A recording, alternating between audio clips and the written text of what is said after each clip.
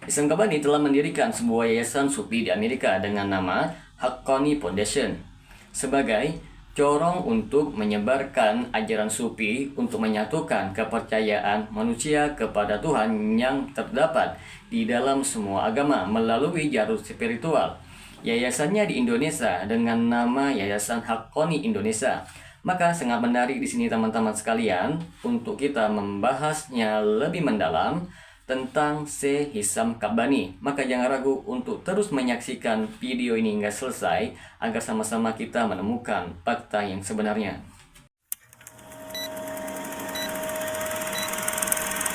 Assalamualaikum warahmatullahi wabarakatuh. Berjumpa lagi dengan saya Rio Mulyadi di channel Manhaj Dakwah. Pada episode kali ini kita akan membahas tentang siapa sebenarnya Syekh Hisam Kabani. Kesesatan tarekat Naqsabandi Haqqani Hisam Kabani menurut orang-orang yang telah meneliti tentang hakikat ajaran tarekat Naqsabandiyah Hisam Kabani, maka dapat disimpulkan bahwa Yayasan Haqqani Indonesia di bawah pimpinan Hisam Kabani telah melakukan beberapa bentuk penghinaan, di antaranya ialah melakukan penghinaan terhadap Allah Subhanahu wa taala, melakukan penghinaan terhadap Rasulullah SAW, melakukan penodaan terhadap syariat Islam dan menyebarkan doktrin sesat. Maka siapa sih sebenarnya Syekh Muhammad Hisam Kabani ini? Syekh Muhammad Hisam Kabani adalah seorang ulama dan Syekh Sufi, yaitu guru besar Sufi dari Timur Tengah, lulusan dari American University Beirut, Lebanon, dalam bidang ilmu kimia, dan lulusan dari Fakultas Hukum Islam Islamic Law dari Universitas Damaskus. Kemudian dia pergi ke Belgia untuk meneruskan kuliahnya dan mengambil jurusan kedokteran di Universitas Leuven. Sejak masa kanak-kanak, Hisam Kabani selalu menemani Syekh Abdullah Ad-Dagestani dan Syekh Muhammad Nazim Al-Haqqani, Grand Syekh Master Sufi dari tarekat Naqsabandiyah yang dianggap paling mulia di abad 21 ini. Hisam Kabani banyak melakukan perjalanan ke berbagai negara Timur Tengah, Eropa, dan Timur Jauh untuk menemani syekhnya itu. Pada tahun 1991, Hisam Kabani diperintahkan oleh syekhnya itu untuk pindah ke Amerika Serikat untuk mendirikan Yayasan Tarekat Naqsabandiyah di sana. Setelah berhasil merintis sebuah yayasan di sana, akhirnya Hisam Kabani berhasil membuka 13 yayasan pusat sufi lainnya yang tersebar di Kanada dan Amerika Serikat. Kegiatan Hisam Kabani sehari-harinya adalah sebagai dosen di sejumlah universitas seperti di University of Chicago, Columbia University, Howard, Berkeley, McGill, Concordia, dan Dawson College. Juga Hisam Kabani mengajar di sejumlah pusat keagamaan dan spiritual di seluruh Amerika Utara, Eropa, Timur Jauh, dan Timur Tengah. Misi dari pindahnya Syekh Hisam Kabani ke Amerika adalah untuk menyebarkan ajaran sufi di benua Amerika. Sebagai seorang Syekh Sufi, Syekh Hisam Kabani telah diberi wewenang dan diperbolehkan untuk membimbing para pengikutnya menuju cinta ilahi dan menuju makom atau tempat spiritual menurut ajaran sufi. Seperti telah diketahui bersama bahwa Hisam Kabani telah mendirikan sebuah yayasan sufi di Amerika dengan nama Haqqani Foundation sebagai corong untuk menyebarkan ajaran sufi untuk mempererat persaudaraan seluruh umat manusia dan menyatukan kepercayaan manusia kepada Tuhan yang terdapat di dalam semua agama melalui jalur spiritual.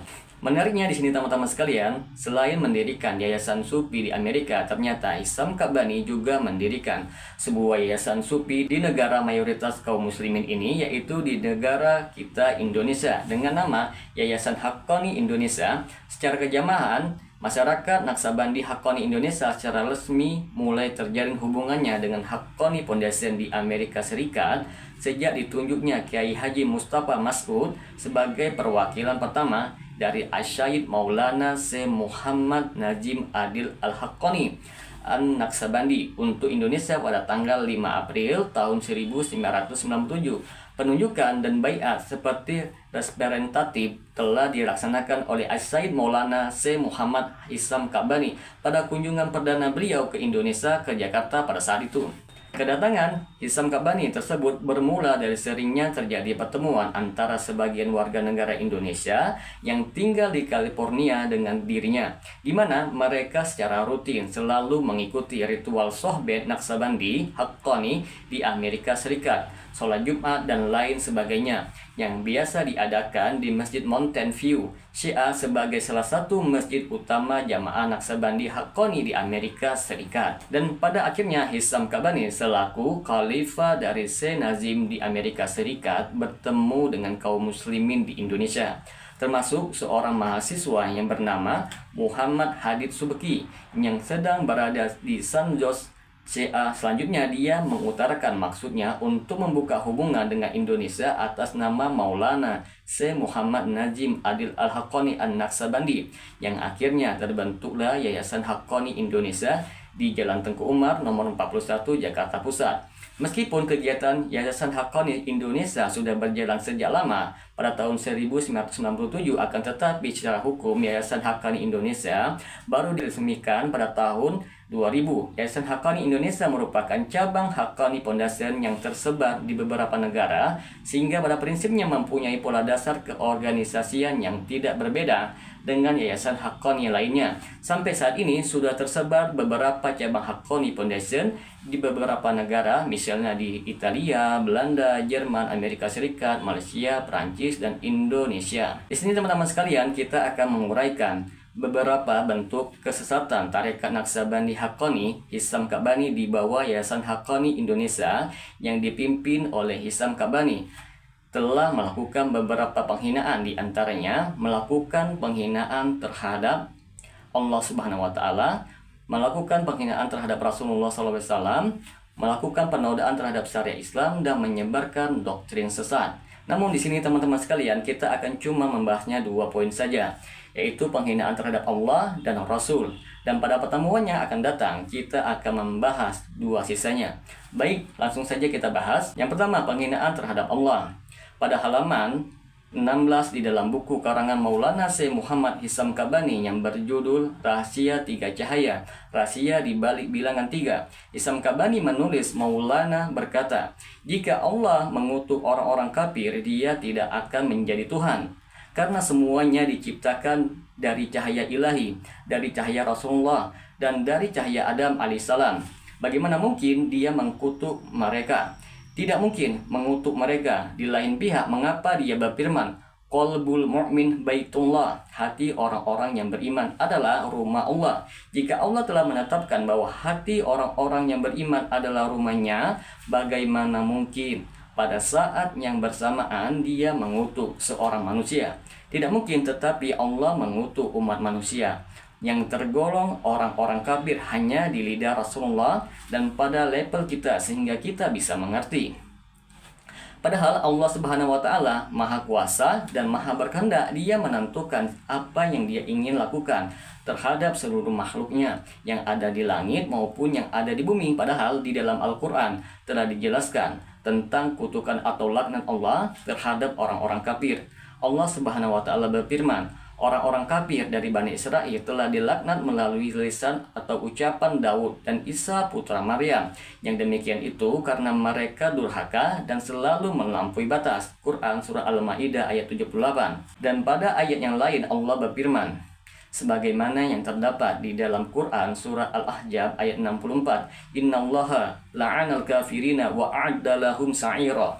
Sungguh Allah melaknat orang-orang kafir dan menyediakan bagi mereka api yang menyala-nyala, yaitu neraka.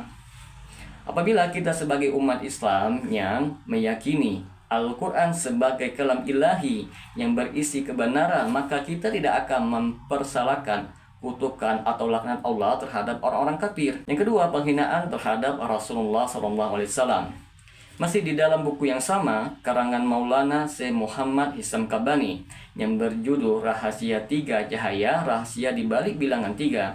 Pada halaman 82 terdapat tulisan dengan subjudul 3 Karakter Aulia. Isi tulisan tersebut adalah Bismillahirrohmanirrohim. Grense Abdullah Faiz Dagestani menggambarkan bagaimana seorang darwis bisa diterima sebagai hamba Allah yang maha kuasa, yaitu pertama dengan cara dia harus memiliki satu sifat dari masing-masing 3 jenis hewan. Ujar beliau, dari keledai dia harus mampu membawa beban dengan kesabaran dan tanpa rasa keberatan. Kecuali dia mampu melakukan hal ini, dia tidak akan berhasil, karena tanpa kesabaran seseorang tidak bisa membawa tanggung jawab hidup. Dari anjing, dia harus belajar kesetiaan kepada tuannya. Bila tuannya memerintahkan anjing itu untuk diam, dia di suatu tempat sampai tuannya kembali, anjing tersebut akan melakukannya, bahkan sampai mati. Bila majikannya memukul dan mengajarnya, anjing itu tetap akan kembali dengan menggoyangkan ekornya ketika tuannya memanggil. Yang terakhir, ketika seseorang melihat seekor babi, dia harus tahu bahwa nafsunya lebih kotor dan lebih busuk dari babi itu. Kotoran babi berasal dari luar, sementara nafsu sudah kotor di dalam. Kotoran nafsu datang dari perlawanan terhadap Tuhannya. Kotoran babi berasal dari makanan yang kotor, bukan perlawanan. Orang yang sempurna harus memiliki sifat yang demikian hingga ia mau menerima kotoran apapun yang dilempar kepadanya, baik lewat ucapan maupun tindakan, dengan mengetahui bahwa nafsunya lebih kotor. 3 sifat hewan-hewan ini milik para nabi dan aulia. Bila seorang manusia tidak memiliki sifat-sifat ini, dia bukanlah seorang nabi yang membawa semua beban dunia, menerima semua bentuk penyiksaan, dan masih menjaga utuh keyakinan akan Tuhannya dan kesabaran bagi semua. Inilah jejak-jejak yang mana harus kita teladani. Sifat-sifat ini memberikan ketenangan dan kepuasan dalam hatinya. Hanya dengan begini dia mampu meraih kebahagiaan dalam hidup ini. Kalau tidak, ia tidak akan bahagia selalu. Maka teman-teman sekalian, semua ini adalah bentuk penghinaan yang jelas-jelas nyata yang ditujukan kepada para nabi, khususnya Nabi Muhammad SAW, sebagai insan yang paling mulia yang mendapat bimbingan langsung dari Allah Subhanahu wa Ta'ala. Apakah layak kita menganggap bahwa seorang nabi harus memiliki 3 sifat dari 3 jenis hewan yang telah dijelaskan di dalam Al-Quran? Misalnya sifat seekor keledai, anjing, dan babi. Maka Allah Subhanahu wa Ta'ala berfirman, perumpamaan orang-orang yang diberi tugas membawa Taurat kemudian mereka tidak membawanya, tidak mengamalkannya, adalah seperti keledai yang membawa kitab-kitab yang tebal. Sangat buruk perumpamaan kaum yang mendustakan ayat-ayat Allah, dan Allah tidak memberi petunjuk kepada orang-orang yang zalim. Quran Surah Al-Jum'ah ayat 5. Dan pada ayat yang lain Allah sebutkan tentang anjing, sebagaimana yang terdapat di dalam Quran Surah Al-A'raf ayat 176 yang berbunyi, dan sekiranya kami menghendaki, niscaya kami tinggikan derajatnya dengan ayat-ayat itu, tetapi dia cenderung kepada dunia dan mengikuti keinginannya yang rendah. Maka perumpamaannya seperti anjing, jika kamu menghalaunya, dijulurkan lidahnya, dan jika kamu membiarkannya, ia menjulurkan lidahnya juga. Demikianlah perumpamaan orang-orang yang mendustakan ayat-ayat kami. Maka ceritakanlah kisah-kisah itu agar mereka berpikir. Di dalam Al-Quran Surah Al-Baqarah ayat 173 Allah sebutkan tentang babi. Allah berfirman, sesungguhnya dia hanya mengharamkan